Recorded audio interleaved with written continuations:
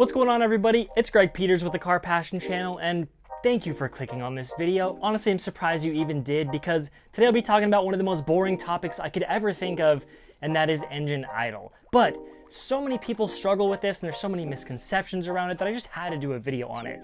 So today I'm going to be talking about all the different parts in the idle system, and then we're going to jump into some tuning software and look at what the heck all these settings and tables and all this terminology and what does it even mean. It's going to help you get your car running better by the end of this video, so grab your notepad because class is in session.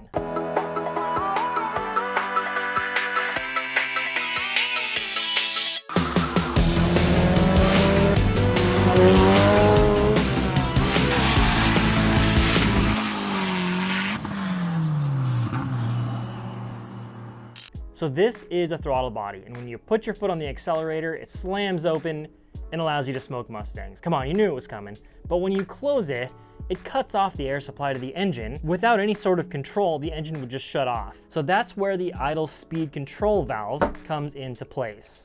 ISCV for short. So this is an idle speed control valve from a 1.6 liter Miata, and what it does, it sucks in air from the intake piping, and then it allows it to bypass the throttle plate and go into the engine. And there's a little valve in here that opens and closes by different amounts, and that's what controls your idle speed. Now, anybody who's ever boosted a 1.6 is very familiar with this thing, because the most common question is, what the heck do I do with this external pipe? Do I have to run this into my intercooler piping? And the answer is yes, you really should, because if the valve does leak, air could come out of that and it would be a boost leak unless it's hooked up to the intercooler piping, and it's just a general pain in the butt for a custom intake or anything like that. But if you're a 1.8 boy, the idle speed control valve is actually all internal in the throttle body. Let me show you what it looks like on an actual engine. You can see the throttle plate there. You can see it's got a big old port before the throttle plate. Well, air can go into that port, and then it goes through the idle speed control valve, which is bolted to the bottom of the throttle body, and it goes into another port that's behind the throttle plate. So that allows the air to bypass the throttle plate. Let me show you what that looks like over here. This actually is also a 1.8 liter throttle body. I just don't have a 1.8 ISCV to actually show you, but you can see that port right there. The air goes through that port, out here. The valve controls the amount of that air that can actually re-enter through this second port, and then after the throttle plate, it lets the air through, and that's the majority of the air that lets the engine idle comes through that port. There's also a second port up on top here. If we flip this up, you can see, oh, there's a little port right there before the throttle plate also, okay? And if we follow that, it goes up here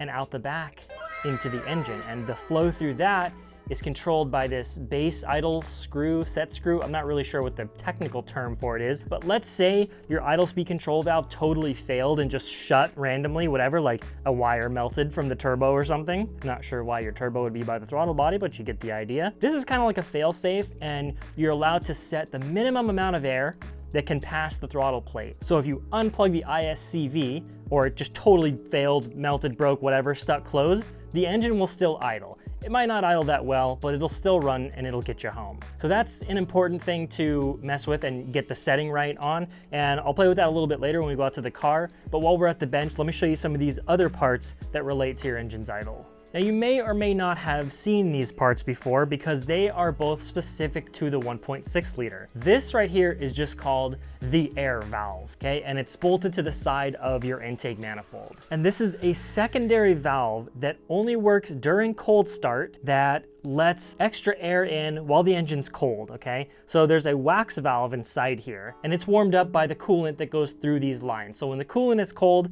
this valve is open. The coolant warms up and it circulates through this valve, and this thing actually shuts and it lowers the idle. So this is just for cold start. Why that couldn't have been just programmed into the ECU is completely beyond me, but hey, it was the 80s, so they had to get creative. And if you're on a standalone ECU, you can do that function completely with the standalone, and you don't need this. You can just take it off and install a block plate and block off the coolant lines. This little UFO right here is called the dash pot, and its function is simply to dampen the closing of the throttle plate. You'll notice on some cars, especially with a bad tune, if you rev it and then you snap the throttle closed, you can have idle dipping problems. But what a dash pot does is it sits on the side of the throttle body. Again, this is a 1.8 throttle body, so there's actually no place to bolt this, but just showing you how it works. And when the throttle plate closes, it actually comes up and smacks this thing and it dampens it. The last couple percent that the throttle closes is slowed down by the dash pot. So if you have a 1.6, go out to your car, pop the hood with the engine running, look at this little UFO thing, snap the throttle, and when you let it go, watch how it slowly dampens the closing of your throttle plate. This is another thing that can be completely tuned with the ECU and is totally unnecessary if you're on a standalone. And while I have this on the bench, I'll just show you that this is where the throttle position sensor goes, sends a signal to the ECU telling it how far open your throttle is. And then you've got a couple water lines here on the 1.8, they're actually on the throttle body. The 1.6 has a set on the idle speed control valve. I don't know if it's got a set on the throttle body also, I can't remember. But the purpose is if you drive your car in extremely cold temperatures, it doesn't let frost build up inside the throttle body, it won't let it stick open or closed, or I live in California, I don't really understand these things, I just delete the throttle body water lines off my cars. But that's what they're there for. So we'll be covering a lot of mechanical setup and tuning settings in this video, but it's just kind of important that you have a general understanding of how the different parts work, especially the idle speed control valve, because this is going to be the core of our whole operation here. And it's like 105 degrees in this garage. I'm tired of sitting in front of these hot lights, so let's go out to the car. And that's really like step one to tuning. You need to understand how the parts mechanically work to really understand what you're doing. And a great example is electronic boost control. If you don't know how electronic boost control solenoids function, like internally, and how wastegates work and how turbos work, you're not gonna have as good of an understanding when you're tuning those things electronically. That's why just research and homework pays off so much when it comes to building cars. Okay, so let me show you some stuff on this. So behind me here I have my 1999 Mazda Miata, otherwise known as Project Too Soon Jr., the soon-to-be nitrous Miata, but before you can walk, you need to learn how to crawl. So this car is equipped with the Motorsport Electronics ME442 ECU, similar to the ME221, but pretty much all the information I'm going to cover in this video you can use no matter what standalone you're running, and I'm also going to cover some stuff pertaining to the stock ECU. So let's jump into it by learning how to set the base idle. Oh yeah,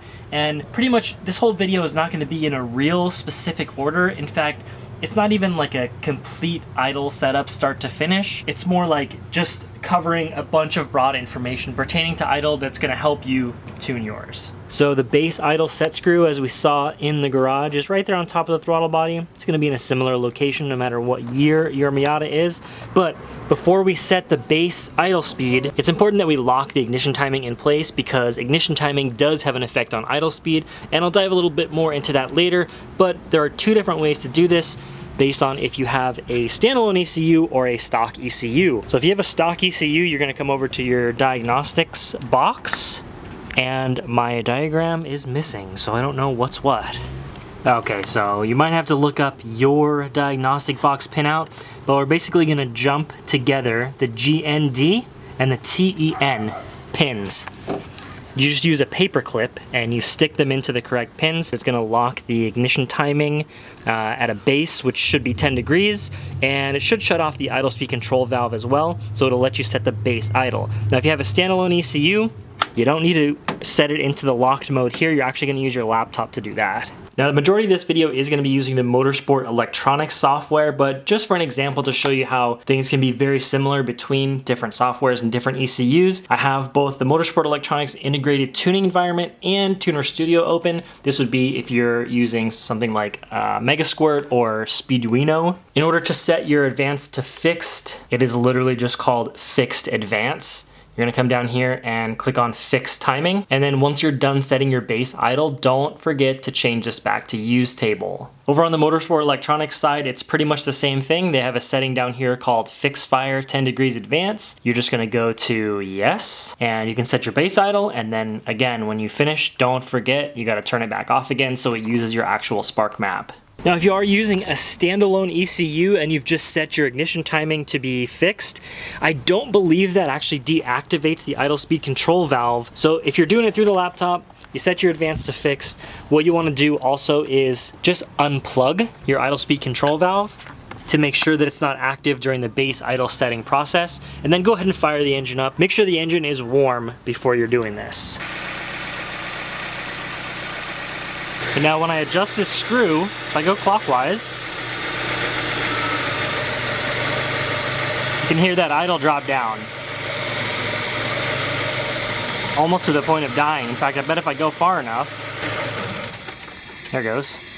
So if you cut off enough air supply, you can actually kill the motor. I can't remember what the factory setting is for like every year, every engine, but I do believe it's either 50 or 100 RPM below what your normal target would be. So I'm gonna go ahead and set my base RPM to 750, and that'll be basically the lowest that the RPM should ever go. And then we can discuss some of the tuning processes.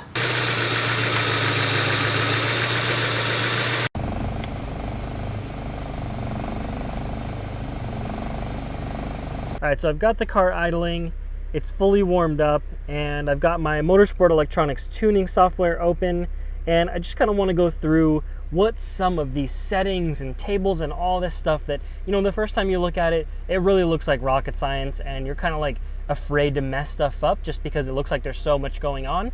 But I'm here to break it down for you. We're gonna make it really simple, and just remember that different tuning software, different ECUs, a lot of this stuff is gonna be very similar. The first thing I wanna talk about here, one of the most common things you'll hear is open loop versus closed loop. And these are just two different modes, two different methods of idle tuning. Remember, your car's ECU is telling the idle speed control valve what to do. We just kind of have to tell the ECU, hey, under these conditions, tell the idle speed control valve to do this. So open loop versus closed loop are just two different modes that we're using. The basic way to think about it is open loop is very simple, it's very easy to tune, but it's less capable.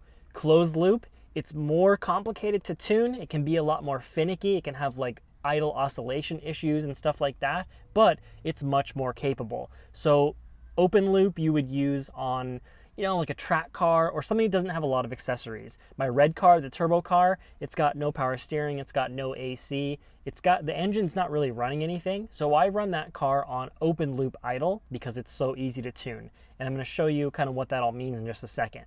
Now the NB, I have it on open loop right now. It works pretty good, but closed loop might help it be better. So let me kind of explain the real difference between the two. So when I talk about idle duty cycle, what I'm talking about is basically how open the idle speed control valve is. 0% would be technically the most closed and 100% would be the most open, but there's a certain range which valves work in, and it's different for different valves, but let's just use the NB as an example. The valve works in about a 20% to 45% range.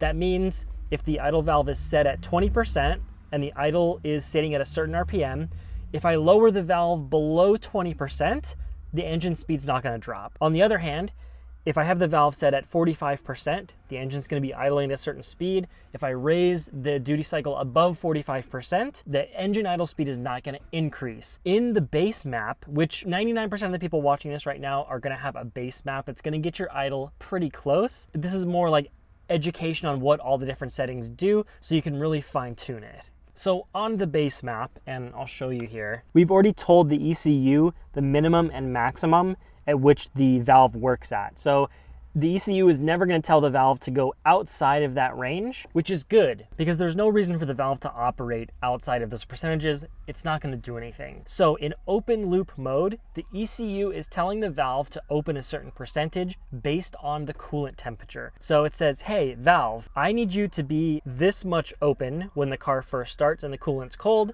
and then as the car warms up, tapered down to this value. It's super easy to set up because all you have to do is like click and drag the curve until your idle speed is where you want it to be. The disadvantage is the ECU doesn't really know or care if the engine's idling high or low. You've just told the valve to lock into a certain place at a certain water temperature, and that's where it's gonna sit. If it's idling like 200 RPM too high, the ECU is basically saying, hey, that's where you told me to put the valve. It's basically stupid mode. Now closed loop on the other hand, the ECU will adjust the valve throughout its range based on where the engine RPM is at. So you also set up for this mode your engine RPM targets. So you could say, hey ECU, I want the engine to idle at 1050 when I first start it, and then I want you to taper that down to 900 as it warms up. Now, when the ECU sees, oh, the engine first started and it's idling at 1300, I'm actually gonna use my brain and reduce the duty cycle of that valve until the RPM comes back down. The complicated part about that is you basically have to train the ECU how you want it to act in different scenarios and how aggressively you want it to chase your idle target. So let me give an example of what that means. Say the engine's at 1300 and your target is 1000 RPM. You need to tell the ECU how aggressively to chase that target. You could basically tell it, hey, ECU, you gotta target that 1000 RPM right now. And the ECU will move the valve, it'll shut the valve really fast.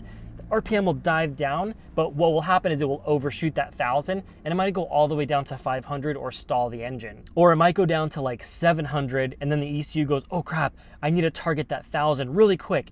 And so it opens the valve back up and then it overshoots up to 1300 and then 700 and then 1300, and that's where you get that oscillating idle. On the flip side, if you tell it to not be that aggressive and the engine's at 1300 RPM and your target is 1000 RPM, the ECU will just say, 1300, it's close enough. So that's the basic idea of how closed loop works. And in my experience, if you can get open loop mode to work for your setup, by all means, just leave it in open loop. It's so simple, it's so easy to tune, and it's like set it and forget it and it just works. My compromise on the red car is I have the idle set a little bit high just so it's more stable and it has like less dipping issues and stuff, but it was easy to tune. Now, a couple things you do need to know before we go any further is things other than the idle speed control valve and the base idle set screw that can affect the engine's idle speed. And the main things are, number one, the ignition advance. So you're probably familiar with the fact that at full throttle, if you run more ignition advance, you're gonna make more horsepower to a degree. And if you run less ignition advance, you'll make less horsepower.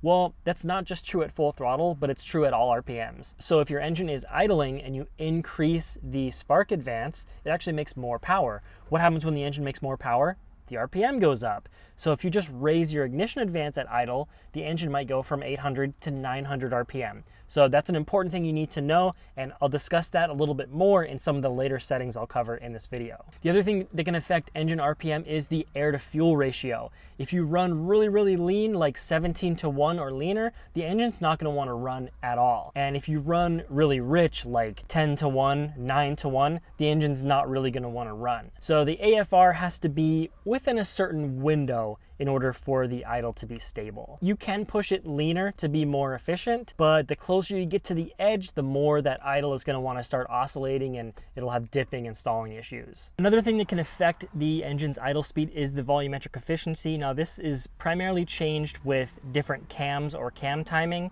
and that's why high overlap cams, which means the intake and exhaust valves are open at the same time for longer, those cams typically have a very unstable and choppy idle.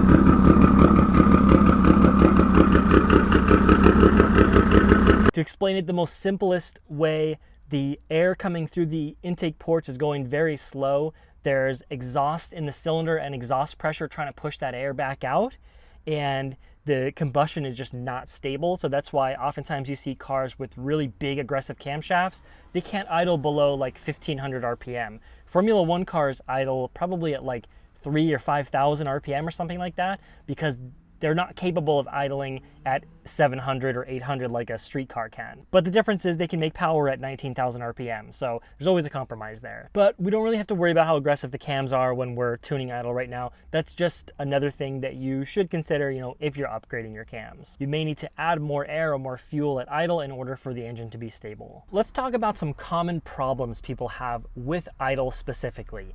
Let's say you just converted to a standalone ECU, you just put a built engine in your car, you just made some kind of major configuration change, and now you go to start the car and it won't idle. The first question I ask people is, what is your air to fuel ratio when the car dies? You know what the most common answer is? Well, I don't know, it doesn't run long enough for me to see it. Well, here's a hint. You gotta get it to run long enough to see the AFR, because the engine just dying out could be caused by so many different things. What your strategy needs to be is, number one, you need to be in open loop for sure. When you're doing initial idle tuning, always do open loop first. You can go to closed loop later. First startup, open loop is just so easy. You're just telling the idle valve what to do. Hey, just open. Don't worry about what the RPM is, just open, okay? If the car won't run, say it runs with some throttle, all you have to do is raise the idle duty cycle. Even if you're starting your engine up and it's idling at 2800 RPM, hey, it's idling, right? It's so much easier to take a high idle and tune it down and get it all dialed in that way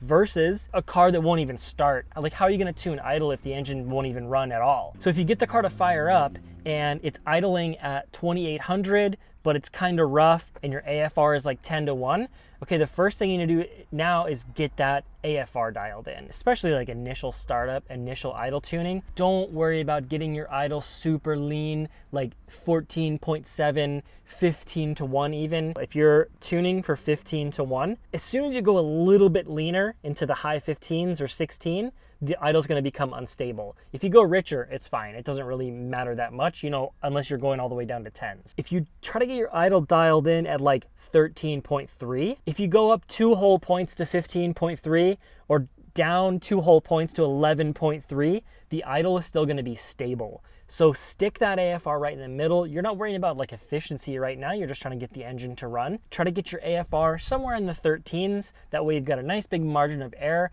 and then you can start messing with the idle speed valve. Now start slowly bringing that idle down using that open loop table. And if the AFR starts to get out of whack again, you gotta hop back over to your VE table and then make sure that AFR is staying somewhere in the 13s. And that's like a super easy way to just get your engine to idle. Simple concept, but sometimes you don't really realize it until you hear someone say it. All right, let me give you an example of exactly what that looks like and how I solve it right here. So I've messed up my car to where it should not start, right? Try to fire it up here.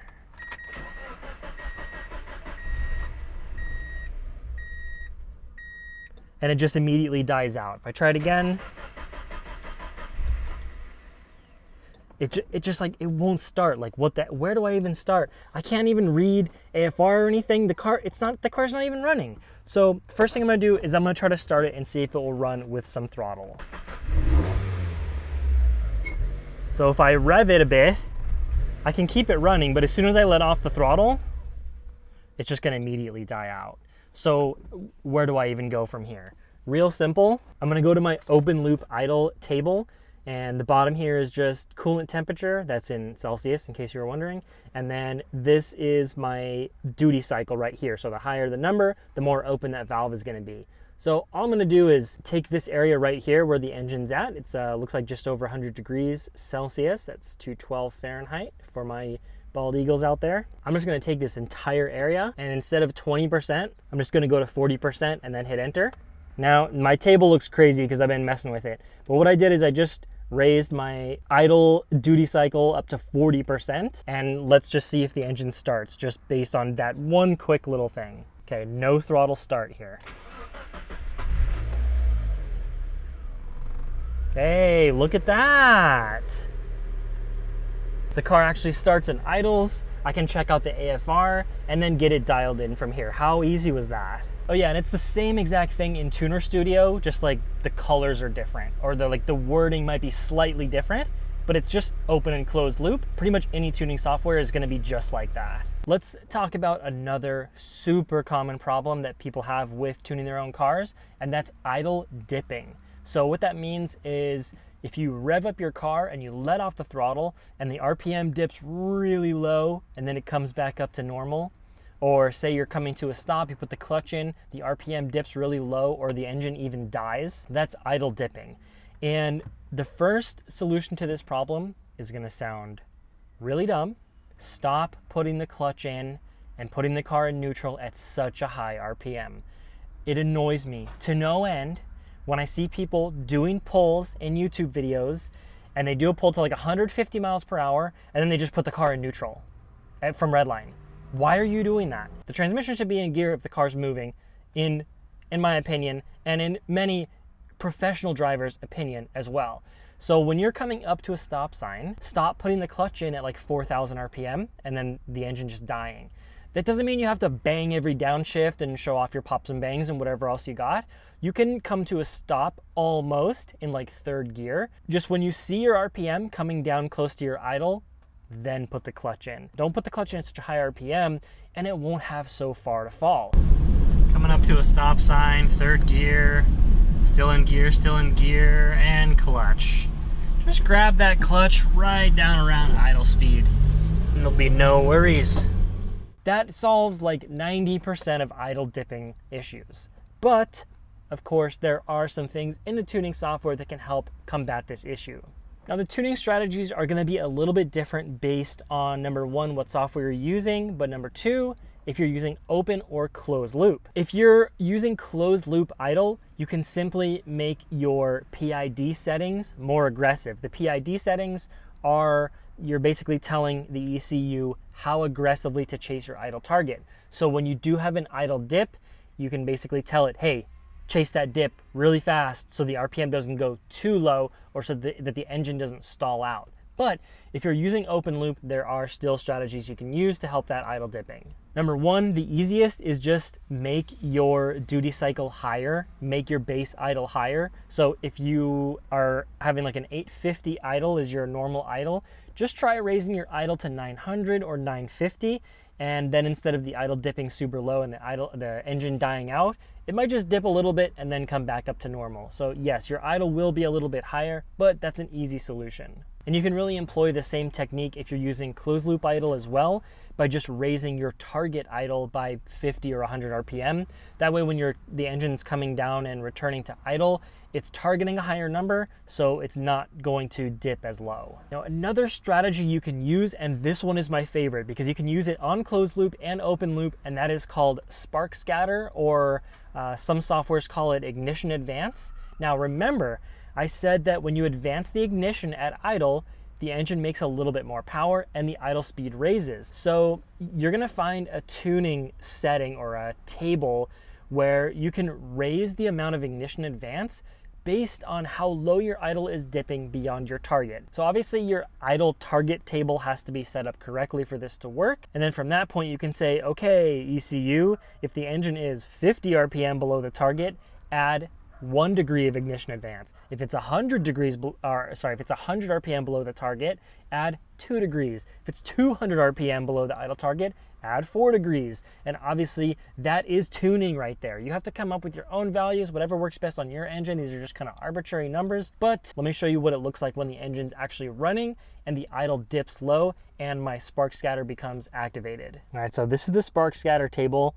On the x-axis, you have RPM error, which is engine RPM versus target engine RPM. And then on the y-axis, you have the amount of ignition change. And then you've got a little table over here where you can actually set your values, or you can just click and drag the little dots on the chart. Right here, we have the actual spark correction as well as the target error. So it's kind of all the same thing. This is just a table, and then these give you the actual numeric values. It's negative 850 right now because the engine's not running, but if I fire it up, you can see my target is off by 100 RPM, and I'm taking out 2 degrees of ignition to try to combat that.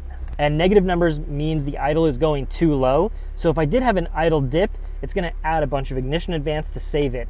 And that's a really good way to do it because changing the ignition advance changes the power of the engine immediately. It can move a lot faster than the idle speed control valve, which is why I like using this method so much. So what I'm gonna do now is something that will cause the idle to dip, and you're gonna see the scatter table in action. I'm gonna press the brake pedal, which will turn the brake lights on, and I'll also flip the high beams on and turn the fans on at the same time. Not the AC, but just the fans. And my goal is to put a high load on the alternator. It'll make the idle dip, and then the spark scatter table will add ignition advance to help recover that idle speed. I'll go ahead and call out what I'm doing. So brake pedal, you can see that little dip there. I'm gonna do brake pedal and high beams now. It actually went a little bit below the target. Oh, if I turn the fans on, that's what does it. So we're about 100 RPM below our target, and the table can see how much ignition advance it's adding to try and combat the situation. Now I'm still a little bit below my target, so I probably need to make that advance a little bit more aggressive. If I turn the fans off, our idle comes pretty much right back to where I want it. Now that's really close right there. You can see how fast acting that spark scatter is. As soon as the RPM goes below the target, the advance is instantly activated and it's instantly changing the torque the engine's making to try to correct that RPM. It can only correct the RPM by so much. If you advance the ignition a certain amount, eventually it's gonna stop making changes, so you only have a few degrees to play with. That is exactly why, well, number one, your idle should be kind of dialed in, and then you use that spark scatter or idle advance to really fine tune it. But number two, that's why I always like the engine to be idling somewhere around 11 degrees, 12 degrees, because that's right in the middle of the ignition advance that can actually make changes to the idle speed. You can have the engine idling at like 16 or 17 degrees, and it's actually gonna be more efficient because it requires less air, which means it requires less fuel to idle. So yes, you'll be burning a little bit less fuel, but you don't have that ignition advance to play with in either direction. You could really only take advance away, which can lower the idle. But if I have this engine idling all the time at 12 degrees normally, I still have like another 5 or 6 degrees that I can put on top of that to save an idle that's dipping. So it just comes down to personal preference and a lot of trial and error and experimentation, and you just got to get out there and try it yourself. So hopefully explaining what some of these settings do is really helping you guys understand it better. But we're not quite done yet. I got a few more things to cover, so let's jump into that. Oh yeah, and I just want to say, pertaining to having the ignition advance like around 12 degrees and sacrificing a little bit of economy, and having the AFR at idle be like 13.8 or 14.0 instead of 15.0 and sacrificing just that little bit of economy. Personally, I'd rather have a car that runs better, that gets a little bit worse economy. That way, especially with the AFR, when you do have those fluctuations in air-fuel ratio based on outside air temperature and hot start and cold start and all that, your normal running scenario is right in the middle of the perfect range. So if you go a little bit rich or a little bit lean, the car still runs great. If you're right on the edge, it's just like when you're pushing an engine to the edge of performance.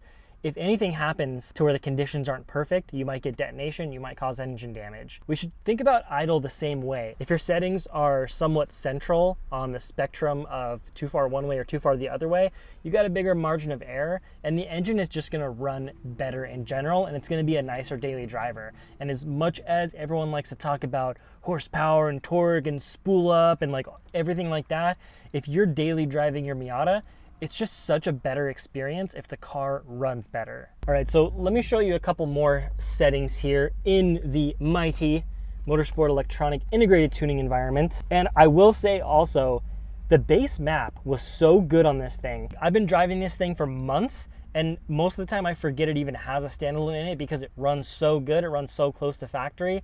The startup could use a little bit of work, but it still fires every morning. But as far as like idle, fuel economy, everything, the base map is not touched that much. I did dyno tune it, but that was just like wide open throttle tuning. But the day-to-day driving stuff, very impressed with the Motorsport electronics. But let's review some of these extra settings over here, which might not make that much sense. So CL stands for closed loop, OL stands for open loop, OL idle increase percentage. Pretty much everything in the ME software, you just hover over the little question mark and it's gonna tell you what it does. So this top one here is the amount that the idle speed control valve opens extra while the engine is cranking. So some engines you may have noticed in the past start better with a little bit of throttle. That's essentially what you're doing, except the ECU is doing it for you. So if your engine runs a little rough on first startup or it takes a little bit longer to start, one of the things you can do is just increase this percentage, so it'll give it a little bit of extra air during startup. And you can say, okay, hold it for 4 seconds. And then after those 4 seconds, take a half a second to taper it back down to normal idle. So that's just like a cool startup setting. Another thing down here, conditions. You're telling the ECU when to enter idle mode. So right here, below 3% throttle, above 500 RPM, and below 1800 RPM, the ECU is gonna be in idle mode. And you might say, well, why wouldn't it be in idle mode at 200 RPM? Because at 200 RPM, it's in cranking mode. And that's pretty much all the main idle setup things, but there are a couple additional parts which are the main motivation for me making this video. Let's go over to the air conditioning, fan, and alternator tab. In the base map, the AC is not enabled. So I have no AC right now and it's summertime, so it's time to get that AC cranking. All these top fields are pretty much going to be configured in your base map. The only thing I'm going to change is under enable, I'm going to go to yes, and that's going to make it so the AC is active. The car's not running, that's why the box is red. It means the change has not been applied yet. If the car was running, the box would be green, and that would mean the AC would be active. You can choose which fan is your AC fan. I'm not sure why you'd want to change that, but you can. From the factory, it is the secondary fan. And then you can set your parameters when you want the AC to automatically shut off. If the idle is dipping really bad, below 500, the AC will automatically shut off. Right here, you can increase your idle RPM target if you want while the AC is active. Base map has it as 200 RPM, and that seems reasonable. So if your normal idle is 900, that just means you're targeting 1100 when the AC is on. This one right here is pretty important. This is the percentage increase on the idle speed control valve for when the AC turns on. And you definitely need this to be not 0, because if you turn the AC on without idle speed increase, the engine will just die immediately. So you have to kind of fine tune this so when the AC turns on, the engine doesn't die. Let me show you what happens when it's too low. So I'm just going to make this 0, which means the ECU is not going to raise idle when the AC is turned on. Now, when I turn the AC on,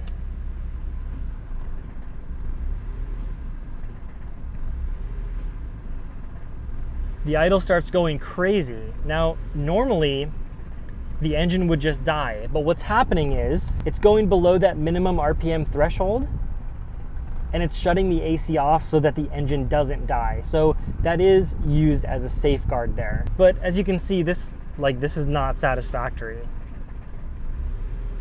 I don't want the engine to be doing that every time I turn the AC on. So let's see if we can fix it. We'll go ahead and turn the AC off. See, the idle just stabilizes again, which is nice. Now I'm gonna put 12% increase and hit enter. Now, let's watch what happens when I turn the AC on now. Look how flippin' stable that is. On. And off. Now, one thing you'll notice is that when I turn the AC on, the RPM jumps up and then it comes back down.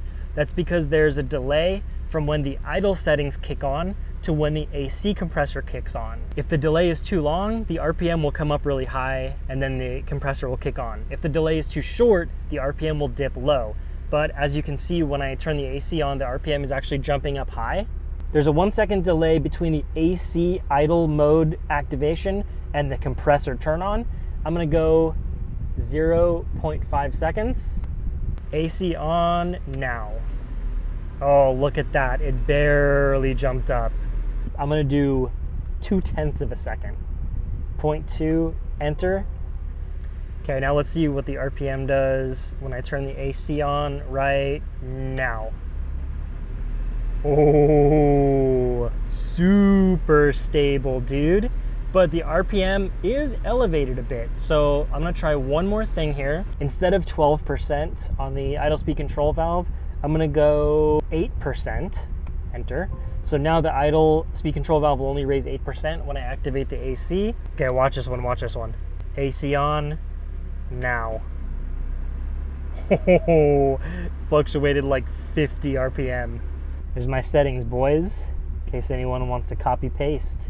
I could just sit here and play with this for hours just to get it perfectly dialed in, but I think by now you probably get the point. When I purposely make it like really bad and make the idle just do like crazy things, you start to appreciate your factory ECU and how much it's doing, because you may have never even noticed that the idle changes at all when you kick your AC on, and now it's like all of a sudden I have to tune it. But the default settings on the base map were pretty good. I just like to get it perfectly dialed in. The last setting you can really mess with here are the fan settings, and this is pretty much for when you want to turn the fans on and off, and if you want to add any additional idle speed control duty when the fans kick on. So I found that the factory fans really don't need much, if any, but if you're running much more powerful fans, then you may need to raise that value. All right, I know I just covered a lot of different stuff, so if you have any questions about the topics discussed in this video, drop them down below in the comment section. I'll do my best to get to them. Smash that like button if you learned something new. I know you did. Don't forget to subscribe, and I'll catch you in the next one. Peace out.